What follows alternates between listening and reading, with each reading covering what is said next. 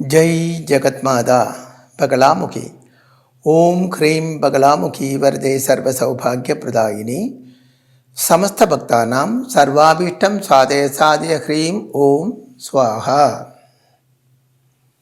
நான் இப்பொழுது ஸ்ரீ சூரியமங்கலம் அத்வைத வேத வித்யாபீடத்திலே உள்ள பகலாமுகி தேவி க்ஷேத்திரத்தில் இருந்து உங்களிடம் பேசிக்கொண்டிருக்கிறேன். நமக்கு இந்த ஜாதகத்தை பற்றி பார்ப்போம். இது ஒரு அம்மா, அதாவது இந்த பையனோட பேர் பார்த்தா உங்களுக்கு தெரியும், மேலே போட்டிருக்கு. அப்போ ஒரு பையன், இந்த பையனோட அம்மா ஒரு 2 வருஷம் முன்னாடி, அதாவது இப்போது 2025 ஜனவரி மாதம் 10ஆம் தேதி அப்போ தான் நான் இது பேசிக்கொண்டிருக்கிறேன். 2 வருஷம் முன்னாடி இந்த அம்மா ஜாதகம் பார்க்க வந்தாங்க. அதாவது இந்த பையனோட அம்மா ஜாதகம் கொடுத்துட்டு, அப்போ ஜாதகம் எல்லாம் பார்த்து சொன்னேன், ரொம்ப நல்லா இருக்குது, யோகங்கள் எல்லாம் இருக்குது, நல்ல ஜாதகம் தான். ஆனால் இப்போ இந்த பையன் ஒரு அந்நிய ஜாதியில்பட்ட ஒரு பொண்ணை லவ் பண்ணிட்டு இருக்கு. அதை தடுக்க வேண்டும். ஏனென்றால் அவள் நல்லவள் அல்லை, ரொம்ப கெட்டவள். ஜாதி வேற இருக்கிறதுனால நான் சொல்லவில்லை, ஆனால் அவள் ரொம்ப கெட்டவள். அவளால் இவனுக்கு தன நஷ்டம், மானகானி, ஜெயில் வாசம் இப்படி உண்டாகும். அப்போ அந்த அம்மா சொன்னாங்க, என்ன சுவாமி இப்படி சொல்கிறீங்க, நாங்கள் ரொம்ப ஆர்த்தடாக்ஸ் ஃபேமிலி. அந்த அம்மா பெரிய உத்தியோகத்தில் இருக்காங்க. என்னோடய பையன் ரொம்ப நல்லவன், எனக்கு அந்த ஒரு பையன்தான் இருக்கிறது. நாங்கள் அப்பா அம்மா பையன் எங்ககிட்ட ஃப்ரெண்ட்ஸு மாதிரி தான் பழகிறாங்க. என்ன விஷயமா இருந்தாலும் எங்ககிட்ட அவன் டிஸ்கஸ் பண்ணும். அவன் அப்படி ஒரு ரிலேஷன்ஷிப் இருந்தால் கண்டிப்பாக எங்ககிட்ட சொல்லியிருக்கும். அது மட்டுமல்ல, அவன் அந்த மாதிரி எல்லாம் போகப்பட்ட பையன் கிடையாது. அதனால் நீங்கள் சொல்லப்பட்ட இந்த விஷயம் என்னால் ஜீர்ணிக்க முடியாது, அப்படி அந்த அம்மா சொன்னாங்க. அப்போ நான் சொன்னேன், உங்கள் பையனே நான் பார்த்ததில்லை, என்கிட்ட இருக்கப்பட்டது இந்த பேப்பர் தான். இந்த பேப்பரில் இருக்கப்பட்ட விஷயந்தான் இந்த பேப்பர்னு சொல்லப்பட்டு, நீங்கள் டேட் ஆஃப் பர்த் டைம் எல்லாம் கரெக்டு தான் கொடுத்துருக்கிறது இல்லையா? இந்த date of birth time correct தானா? கரெக்டு தான். அப்போது இந்த ஜாதகத்தில் என்ன இருக்கிறதோ, அதாவது இந்த பேப்பரில் என்ன எழுதியிருக்கிறதோ அதுதான் உங்களிடம் நான் சொல்கிறது. சரி, நாளைக்கு அனுபவம் வரும்போது திருச்சி வாங்க அப்படி சொன்னேன். அப்போ அந்த அம்மா திருப்தி இல்லாமல் போயாச்சு. அப்போ நான் என்ன சொன்னேன்னால், நான் சொன்னது உங்களுக்கு திருப்தி இல்லை என்றால் நீங்கள் இங்கே கொடுத்துக்கப்பட்ட தட்சிணை திருப்பி வாங்கிட்டு போயிருங்கோ. அப்போ இங்கே எப்படின்னா, இந்த பூ வெத்தலை பார்க்க பூவு பழம் எல்லாம் கொடுப்பாங்க, எல்லாம் எடுத்துகிட்டு வருவாங்க. ப்ளஸ்ஸு தட்சிணை ஃபஸ்ட்டிலே ஆஃபீஸில் கொடுத்து ஒரு டிக்கெட் வாங்கிட்டு தான் உள்ளே வருவாங்க. அப்போ நான் இந்த டிக்கெட் அவர்கிட்ட கொடுத்துட்டு சொன்னேன், நீங்கள் இந்த டிக்கெட் ஆஃபீஸில் கொடுத்துட்டு அவங்க பணம் தருவாங்க, திருப்பி வாங்கிட்டு போயிருங்கோ. அந்த தட்டெல்லாம் எடுத்துகிட்டு நீங்கள் கொண்டு வந்தால் இல்லையா, பூ பழம் இதெல்லாம் எடுத்துகிட்டு போங்கோ. அல்ல அதெல்லாம் ஒன்றும் வேண்டாம் சுவாமி அப்படி சொன்னாங்க. அதான் உங்களுக்கு திருப்தி இல்லையே, நான் சொன்னது உங்களுக்கு நம்பிக்கை ஆகவில்லை இல்லையா, எடுத்துகிட்டு போங்க அப்படின்னு சொன்னேன். அப்போ இவங்க பெங்களூரில் வந்து தான் என்னை சந்தித்தது. அவங்க தட்சிணை ஒன்றும் திருப்பி வாங்கலை, அவங்க போயிட்டாங்க. அப்புறம் ஒரு வருஷத்துக்கு அப்புறம், ஃபஸ்ட்டில் வந்தது 2 வருஷம் முன்னாடி, அதுக்கப்புறம் 1 வருஷம் இல்லையே, இப்போ 9 மாதம் தான் வச்சு தோணுதோ, மறுபடியும் இவங்க வந்தாங்க. அப்போ எனக்கு இவரை முன்னாடி பார்த்த அந்த ஞாபகம் வரவில்லை. இந்த ஜாதகம் பார்த்துட்டு நான் அன்னைக்கு என்ன சொன்னதோ அதே மறுபடியும் சொன்னேன். அப்போ அவங்க சொன்னாங்க, சுவாமி நான் ஒரு வருஷம் 3 மாதம் ஏதோ ஆச்சு முன்னாடி வந்தேன். அப்போது இதேபடி நீங்கள் அன்னைக்கு சொன்னீங்க, அதுக்கு தான் இப்போ நான் வந்தேன். பையன் ஒரு பொண்ணை லவ் பண்ணிட்டு இருக்கா, இப்போ தான் எங்களுக்கு அது தெரியும். ஆனால் நீங்கள் சொல்லும்போதே அந்த ரிலேஷன்ஷிப்பில் அவங்க இருந்தாங்க, ஆனால் எங்களுக்கு அது தெரியாது. இப்போ ரொம்ப சீரியஸாக போச்சு.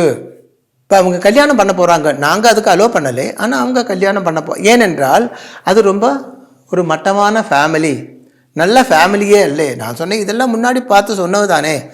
இப்போ முன்னாடி உள்ள விஷயம் எனக்கு தெரியாது, இதை பார்த்துட்டு நான் சொன்னேன் நல்லவள் அல்லி மோசம் அப்படின்னு எல்லாம். அப்போ எப்படியாவது தடுக்கணும் சுவாமி அப்படி சொன்னாங்க. அப்போ ஒரு 20 நாளோ ஏதோ அதுக்குள்ளே தான் அவங்க கல்யாணத்துக்கு டேட் எல்லாம் ஃபிக்ஸ் பண்ணியிருக்காங்க. பையன் அப்பா அம்மா சொன்னது கேட்காமல், சரி நான் என்ன பண்ணுறது, ஒரு நாள் அவனை அழைச்சிட்டு வரட்டுமா அப்படின்னு கேட்டார் அந்த அம்மா. தாராளமாக அழைச்சிட்டு வாங்க அப்படின்னு சொன்னேன். அடுத்த நாள்லேயே அந்த பையனே அவங்க அழைச்சிட்டு வந்தாங்க. அப்போ அந்த பையன் கேட்டார், சுவாமி அவர் டாக்டர் தான், அவர் கேட்டார், இதை வச்சுட்டு எப்படி ஒருத்தனோட டெஸ்டினி என்று சொல்லிட்டு நீங்கள் ஃப்யூச்சரை பற்றி எல்லாம் சொல்கிறீங்க, இந்த காலத்தில் இதெல்லாம் போய் நம்புறீங்களா? முதல்ல அவர் கேட்டார், நீங்கள் என்ன படிச்சிருக்கீங்க அப்படின்னு. அதாவது எனக்கு படிப்பறிவு இல்லையோ என்று அவர் நினைக்கிறார். நான் சொன்னேன், அப்படி கிடையாது, நல்ல படிப்பு அறிவு உள்ள ஆள் தான் நான், மூடத்தரமாக ஒன்றும் சொல்லப்பட்ட ஆள் அல்லே, மூட நம்பிக்கையும் எனக்கு கிடையாது. ஆனால் உன்னுடைய ஜாதகப்படி இங்கே வந்துட்டு நான் அந்நிய ஜாதியில் பட்ட ஒருவளை லவ் பண்ணணுன்னு நீங்கள் எப்படி சொன்னீங்க? நான் சொன்னேன், உண்மை தானே, அப்படி தானே பண்ணிட்டு இருக்கீங்க. இல்லை நீங்கள் அதை எப்படி சொன்னீங்க அப்படி கேட்டார். இங்கே லக்னம் வந்து பாபக்ஷேத்திரம், அதாவது செவ்வாயோட வீடு. 7ஆம் இடம் வந்து சுபக்ஷேத்திரம், சுக்கிரனோட வீடு. அப்போ ரெண்டு தானே, பாபம் சுத்தம். அப்போ அந்நிய ஜாதியில் பட்ட ஒருவள். இப்போ இந்த பொண்ணோட ஜாதகம் பார்த்துருந்தாலும் என்ன சொல்லுவோம், அந்நிய ஜாதியில் பட்ட ஒருவனே இஷ்டப்பட்டு நீ கல்யாணம் பண்ணணும்னு அந்த பொண்ணோட ஜாதகத்தில் இருக்கும். அதே மாதிரி தான் பையனோட ஜாதகம். அப்போ எந்த ஜாதகமாக இருந்தாலும் பார்த்துக்கோங்க, இப்படி இருந்தால் லக்னமும் 7ஆம் இடமும் சுபகிரகமும் பாபகிரகம் அப்படி இருந்தால் 90% அப்படித்தான் இருக்கும். அப்போ அதனால தான் சொன்னேன். அது மட்டுமல்ல, 7ஆம் இடத்துல ராகு இருக்கிறது, 7ஆம் பாவாதிபன் சூரியனோடு கூடி சேர்ந்து இருக்கிறது. சூரியன் சனி ராகு செப்பரேட்டிவ் டெண்டன்சி. அந்த பையன் டாக்டர்னு சொன்னேன் இல்லையா, அப்போ கொஞ்சம் நாலேஜ் இருக்கும், அறிவு இருக்கும். அதனால சில இந்த பிளானட்டரி பொசிஷன் எல்லாம் சொல்லி கொடுத்தேன். அதனால நீ கல்யாணம் நிம்மதி சந்தோஷம் வாழ்க்கையில் வேண்டுமானால் உடனே இதை ஸ்டாப் பண்ணிக்கோ. நான் அவங்ககிட்ட என்னன்னு சொல்லேன்னால், உனக்கு பாஸ்போர்ட் எல்லாம் இருக்கு இல்லையா, நீ டாக்டர் தானே, எவ்வளவு சீக்கிரம் முடியுமோ கண்ட்ரியை விட்டு வெளியில் போயிடும். இல்லைன்னா உனக்கு ஆபத்து தான். இந்தியாவிலேயே இருக்க வேண்டாம், நீ ஆஸ்திரேலியா சிங்கப்பூர் யூஎஸ் எங்கேயாவது போயிரு, இங்கே இருக்க வேண்டாம். அப்படித்தான் நான் அவனிடம் சொன்னேன். ஆனால் ஏற்கனவே அம்மா, பையனோட அம்மா வந்து திருப்தி இல்லாமல் போன மாதிரி. அப்போ இவன் சொன்னார், மனப்பொருத்தம் தான் சுவாமி முக்கியம், நீங்கள் சொல்கிற மாதிரி எல்லாம் கிடையாது, மனப்பொருத்தம் தான் முக்கியம். நாங்கள் 3 வருஷமாக லவ் பண்ணுறோம், ரொம்ப அந்யோன்யமாக இருக்கோம் அப்படியெல்லாம் சொல்லி. சரி, எனக்கு நிறைய ஆள் வெயிட் பண்ணிட்டு இருக்கு, உங்களிடம் ரொம்ப ஆர்குமெண்ட்ஸ் பண்ணுறதுக்கு எனக்கு மூடு இல்லை, உங்கள் விருப்பப்படி என்னமோ பண்ணுங்க போங்க இப்படி சொல்லி விட்டாச்சு. இப்போ ப்ரெசண்ட் கண்டிஷனில் பையன் ஜெயிலில் இருக்கான். இந்த அம்மா வந்து சொன்னான், சுவாமி பையன் ஜெயிலில் இருக்கு, ஏதாவது பண்ணுங்கோ. ஃபஸ்ட்டில் அந்த பெயில் கிடைக்கிறதுக்காக அப்ளை பண்ணேன், அது கேன்சல் பண்ணியாச்சு, ரிஜெக்ட் பண்ணியாச்சு, பெயில் கிடைக்கல. ஹைகோர்ட்டுக்கு போக போகிறோம், பெயில் கிடைக்கணும் சுவாமி, அதுக்கு ஏதாவது பூஜை புரஸ்காரங்கள் பண்ண முடியுமான்னு கேட்டுட்டு மறுபடியும் வந்திருக்காங்க இப்போ. அப்போ பாருங்கோ, இதுக்கு என்ன பிரச்சனை என்றால், 7ஆம் இடத்தில் இருக்கப்பட்ட ராகு. ஃபஸ்ட்டிலே சொன்னேன், அதாவது ஜாதகப்படி எப்படின்னா 7ஆம் இடம் லக்னம், 7ஆம் இடம் சுபக்ஷேத்திரம் பாபக்ஷேத்திரமாக இருக்கிறதுனால அந்நிய ஜாதியில்பட்ட ஒருவரை இஷ்டப்பட்டு கல்யாணம் பண்ண வேண்டும். அதே மாதிரி இந்த ராகு தானே 7ல் இருக்கப்பட்டது, ராகு 7ஆம் இடத்துல இருக்கிறது. 7ஆம் பாபாதிபனாக இருக்கப்பட்ட சுக்கிரன் சூரியனோடு கூடி இங்கே வந்து சுக்கிரன் சூரியனோடு கூடி சேர்ந்து இருக்கிறது. சூரியன் சொந்த வீட்டில் இருக்கு, பவர் ஜாஸ்தி. அதே மாதிரி இந்த புதன் வந்து சூரியனோடு கூடி சேர்ந்து பாபக்ஷேத்திரத்தில் இருக்கிறதுனால புதனும் இங்கே பாப கிரகம்தான். அதோட சனியோட பார்வை இருக்கிறது. அதாவது 7ஆம் பாவாதிபன் சூரியனோடு கூடி சேர்ந்து இருக்கிறது, 7லேயோ ராகு இருக்கு. 7ஆம் பாவாதிபன் சூரியனோடு கூடி சேர்ந்து இருக்கிறது, அங்கே சனி பார்வை இருக்கிறது. இதெல்லாம் செப்பரேட்டிவ் டெண்டன்சி தான். இப்போ இந்த பொண்ணே அல்ல, எந்த பொண்ணை கல்யாணம் பண்ணி இருந்திருந்தாலும் பிரச்சனை உண்டாகும். ஆனால் அந்த பொண்ணோட ஜாதகம் கூட என்கிட்ட அவங்க கொடுத்துருந்தாங்க. அதனால தான் இவள் ரொம்ப கெட்டவள், நல்லதல்லை. சாதாரணமாக கல்யாணம் ஆகும், டிவோர்ஸ் ஆகும், அதெல்லாம் இதே மாதிரி உள்ள ஜாதகத்துக்கு சர்வசாதாரணமாக நடக்கிறது உண்டு.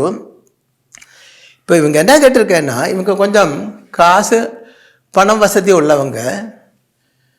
நான் சொன்னேன், வாழ்க்கையை வேஸ்ட் பண்ணாதே, எப்படியாவது கோர்ட்டு கேஸுன்னு போயிடுச்சுன்னா வருஷக்கணக்கு நீண்டுட்டே போகும். ஏன்னா அவங்களோட மேட்ரு மட்டுமல்ல, கோர்ட்டில் ஆயிரக்கணக்கு இதே மாதிரி இருக்கு. ஒரு நல்ல அட்வொகேட்டை பார்த்து அவுட் ஆஃப் கோர்ட்டு செட்டில்மெண்ட்டுக்கு மூவ் பண்ணு. அப்போ அவங்க என்ன சொல்கிறாங்கன்னா, அதை ஆல்ரெடி மூவ் பண்ணிட்டு இருக்கோம், அவங்க 2 கோடி ரூபாய் கேட்குறாங்களாம். கேஸ் ஒன்றும் வேண்டாம், நாங்கள் விலகி போயிடுறோம். அப்போ பாருங்கோ, உத்தமியாக இருந்தால் அப்படி கேட்பாங்களாம். அப்புறம் வேறு நிறைய விஷயங்கள் எல்லாம் இருக்குது, அதில் இப்படி ஓப்பனாக சொல்லக்கூடாத விஷயங்கள், அதனால சொல்லவில்லை. அப்போது எப்போ ஆயிருந்தாலும் உங்களுடைய குழந்தைகள் ஜாதகத்தில் 7ஆம் இடத்தில் சூரியனோ சனியோ ராகுவோ இருந்தால், லக்னம் வேறு, அதாவது லக்னம் சுபக்ஷேத்திரம், 7ஆம் இடம் பாபக்ஷேத்திரம், இல்லை லக்னம் பாபக்ஷேத்திரம் 7ஆம் இடம் சுபக்ஷேத்திரம், இப்படி இருந்தால் லவ் மேரேஜ் உண்டாகிறதுக்குள்ள வாய்ப்பு அதிகமாக உண்டு, அந்நிய ஜாதியில் உள்ளது. ஆனால் இந்த காலத்தில் ஜாதி மதம் அது ஒன்றும் பெரிய பிரச்சனையாக பார்க்கப்பட்டதில்லை. ஆனால் கல்யாணம் பண்ணி அந்த காலம் வரை சந்தோஷமாக இருக்குன்னா விட்டுடலாம், ஓகே. வேறு ஜாதியை கல்யாணம் பண்ணுறோம், வேறு மதத்தில் கல்யாணம் பண்ணுறோம், ஓகே.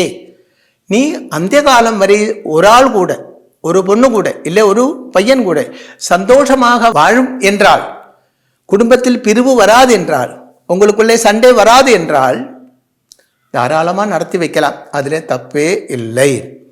இப்போ இப்படி இருக்கப்பட்ட ஜாதகங்கள்ல இப்போ 7ஆம் இடம் கொண்டு மட்டும் பார்த்தால் போதும். ஆனால் நல்ல விஷயம், அவர் வேற எங்கேயும் போய் ஜாதகம் பார்த்து யாரும் இது பண்ணு அப்படி ஒன்று சொன்னதா சொல்லவில்லை. ஜோதிஷம் தெரிஞ்ச எந்த ஆச்சாரியன்கிட்ட அவர் போயிருந்தாலும் இது வேண்டாம் அப்படித்தான் சொல்லியிருப்பாங்க. ஏன்னா இந்த பையனோடையும் அந்த பொண்ணோடையும் ஜாதகம் சேராது. அது மட்டுமல்ல, எல்லா ரீதியிலேயும் அந்த பொண்ணோட ஜாதகத்தில் அசுபத்துவம், சுபமல்லாத பிளானிட்டரி பொசிஷன் நிறைய இருந்தது. இப்போ உங்களோட குழந்தைகளோட ஜாதகத்தில், இல்லை உங்களுடைய ஜாதகத்தில் உங்களுக்கே சந்தோஷகரமான ஒரு குடும்ப வாழ்க்கை இல்லையா? சந்தேகம் இல்லை, 7ஆம் இடத்துல இந்த பாப கிரகங்கள் தான் இருக்கும். அந்த கிரகம் இருக்கணும்னு கிடையாது, தரிசனம் இருந்தாலும் போதும். ஒரு கிரகம் எந்த ராசியிலே இருக்கிறதோ அதே பலம் வேணும்னால் அதை விட இன்னும் கொஞ்சம் அதிக பலம் அது பார்வை எந்த ராசியில் பார்க்கிறதோ அங்கே இருக்கும். அப்போ ஒரு கிரகம் 7லே இருந்தால் மட்டுமல்ல, அது எங்கெங்கே பார்வை இருக்கிறதோ அங்கெல்லாம் அதோட அந்த பலம் சுபமாயிருந்தால் சுபம், தோஷமாயிருந்தால் தோஷம் உண்டாகத்தான் செய்யும். அப்போது ஜாதகத்தில் கடுமையான மாங்கல்ய தோஷம், ஆனால் அதுக்கு சிறைவாசம் உண்டாகும் என்று சொல்வதற்கு என்ன காரணம் என்றால், அதாவது தன நஷ்டம், மானகாணி, சிறைவாசம் அப்படித்தான் சொன்னேன். அதுக்கு என்ன காரணம் என்றால், 7ஆம் இடத்தில் இருக்கப்பட்ட ராகு 7ஆம் பாவாதிபன் சூரியனோடு சேர்ந்து இருக்கிறது, பிளஸ் சனி பார்வையிலே இருக்கிறது. அப்போ அந்த செப்பரேட்டிவ் டெண்டன்சி உள்ள 3 கிரகங்களும் ஒன்று சேர்ந்து ஒரு பாயிண்டில், அதாவது 7ஆம் பாவாதிபனை பந்திக்கிறது. 7ஆம் பாவாதிபனுக்கு அந்த பாபத்தம் ஃபுல்லாக கொடுக்கறது. புதனோடு கூடி சேர்ந்திருந்தாலும் புதனும் அங்கே சம்பூர்ண பாப கிரகம்தான். அதனால தான் லீகல் ப்ராப்ளம்னு சொல்லும்போது அது டிவோர்ஸ் கேஸ் லீகல் ப்ராப்ளம் தான்.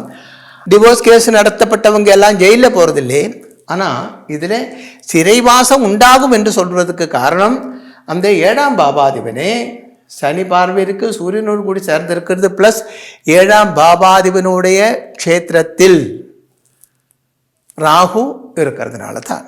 ஜெய் ஜெகத் மாதா பகலாமுகி. ஓம் க்ரீம் பகலாமுகி வரதே சர்வ சௌபாகிய பிரதாயினி. சமஸ்த பக்தானாம் சர்வாபீஷ்டம் சாதய சாதய க்ரீம் ஓம் ஸ்வாஹா. ஸ்ரீ சூரியமங்கலம் அத்வைத வேத வித்யாபீடத்தில் தாந்திரீக பூஜைகளில் சிறந்து விளங்கும் பல ஆச்சாரியர்களால் அமாவாசை மற்றும் பௌர்ணமி நாளன்று சிறப்பு யாகங்கள் நடைபெறுகின்றன. இந்த யாகங்களில் கலந்து கொள்வதன் மூலம் அன்னை ஸ்ரீ பகலாமுகி தேவியின் அருளால் நம் சர்வதோஷங்களும் நீங்கி சகல சௌபாகியங்களும் நம்மை பரிபூரணமாக வந்தடையும். ஸ்ரீ சூரியமங்கலம் அத்வைத வேத வித்யாபீடம் ஜோதிடம், பிரசன்னம், வாஸ்து, தாந்திரீக பூஜைகள் மற்றும் வேத யாகங்கள் செய்திட தொடர்புக்கு 7305442299 7305442299. தொடர்பு மையங்கள் சென்னை, கோவை, பெங்களூரு, ஹைதராபாத், விஜயவாடா, டெல்லி, மும்பை, திருநெல்வேலி, டெக்சாஸ்.